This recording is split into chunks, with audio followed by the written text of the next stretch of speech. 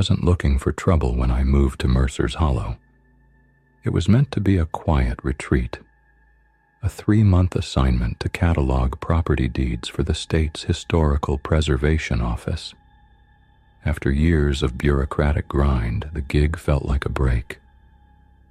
Mercer's Hollow was a speck on the map, nestled in the northern woods, untouched by time.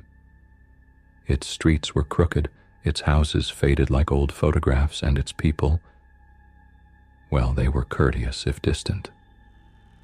I arrived in late autumn.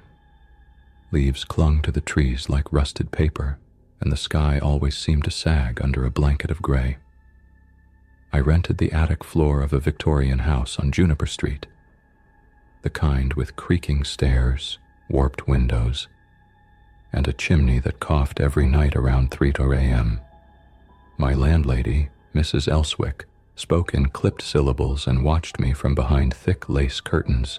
From the moment I crossed into town, something felt off. The silence wasn't just rural calm. It was watchful, like the town itself held its breath whenever I walked past. I'd catch figures disappearing around corners, faces turning quickly from windows. And at night, when the wind died down, I could swear I heard whispering just outside the glass. But I told myself it was nerves, big city stress detox. I'd read once that isolation does strange things to perception, that the brain, starved of stimulation, starts filling in the blanks. Except it wasn't my brain. Not entirely. Because the town noticed me. And worse, it remembered me. It started small, a symbol carved into my mailbox. I thought it was vandalism at first, a triangle with a curled tail like a serpent swallowing itself. The next day, it was on a utility pole, then scratched into the frost on my car's windshield. When I asked Mrs. Elswick, she pretended not to see it. Kids, she muttered, though I'd yet to see a single child in Mercer's Hollow. At the town hall, the records I was assigned were disturbingly incomplete. Property lines blurred into one another. Old deeds had multiple owners listed, sometimes generations apart. Whole families had simply vanished from the ledger, replaced by unfamiliar names in red ink. I brought it up with Everett Pine, the town archivist, a gaunt man with a permanent tremor in his hands. Some places, he said quietly, don't like being written down.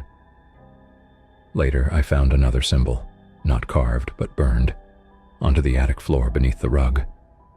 That night, I didn't sleep. I heard footsteps in the hallway, slow, deliberate. They stopped outside my door, then, after several minutes, continued down the stairs. In the morning, the rug was gone. I made the mistake of following them. The symbols, I mean. They led me through town like breadcrumbs, etched into fences, hidden in shop signs, arranged in patterns in the cracks of the sidewalk.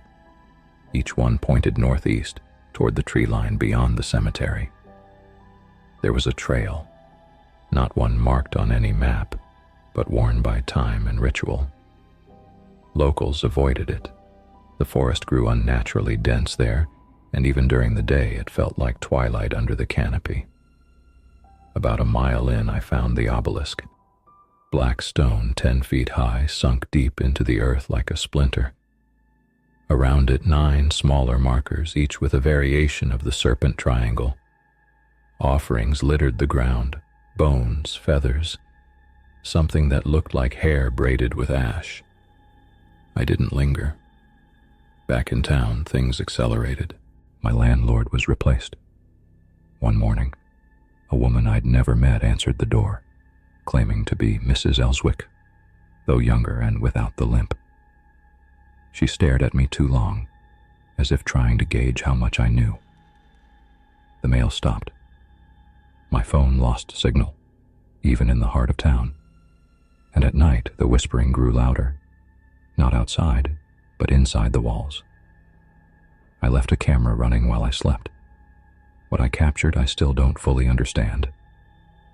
At 2:47 a.m., my bedroom door creaked open on its own, The temperature dropped 10 degrees. Then, shadows, dozens of them, flitting across the room in patterns like flocks of starlings. And then the voice. It wasn't in any language I recognized, but it spoke rhythmically, like a sermon. I froze the audio and enhanced it. One phrase repeated 9 times. Return the marrow. Return the breath. I confronted Everett Pine again. He didn't deny anything, just sighed.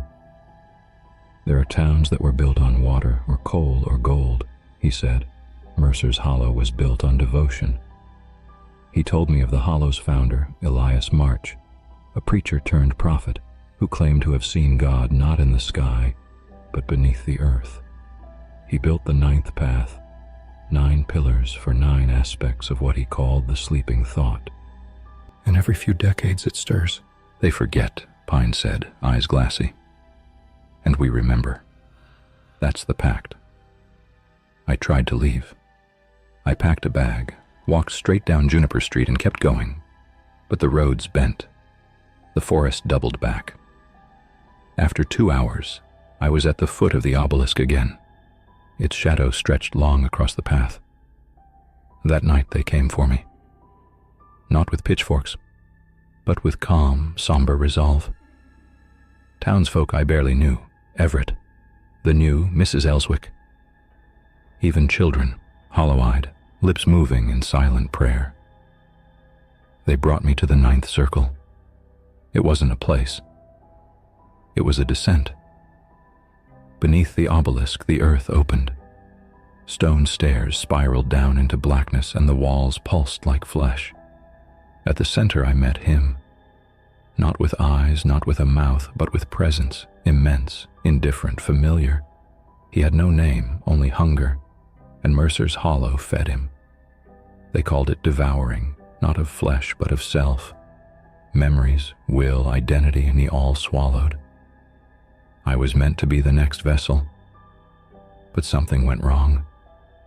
I spoke.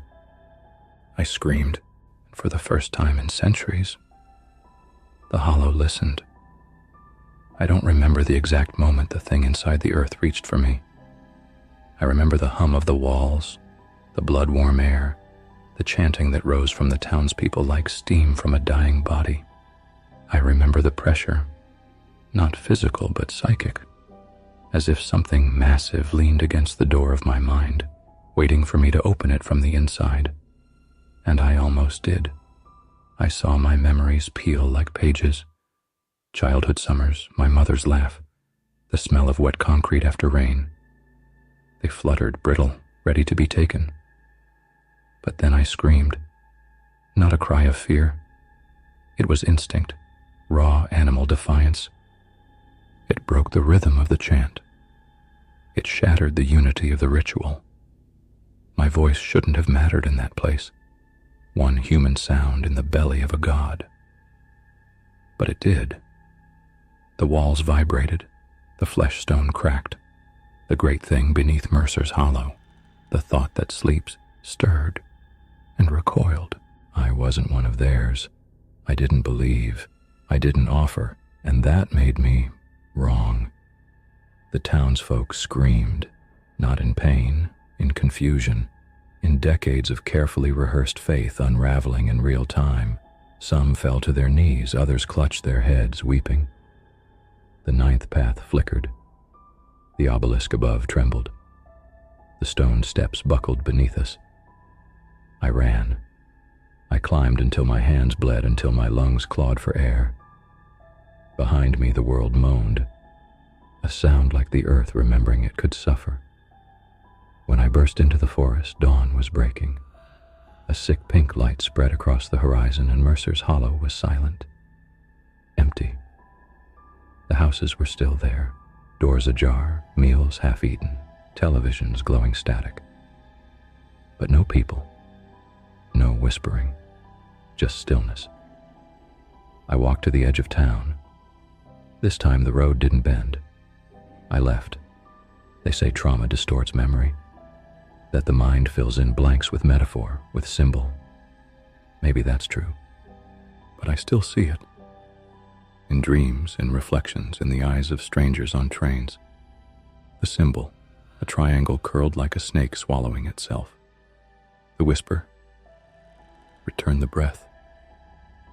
And sometimes in the stillest moments I hear the town calling me back. But it will starve, because I remember who I am, and I will never whisper again.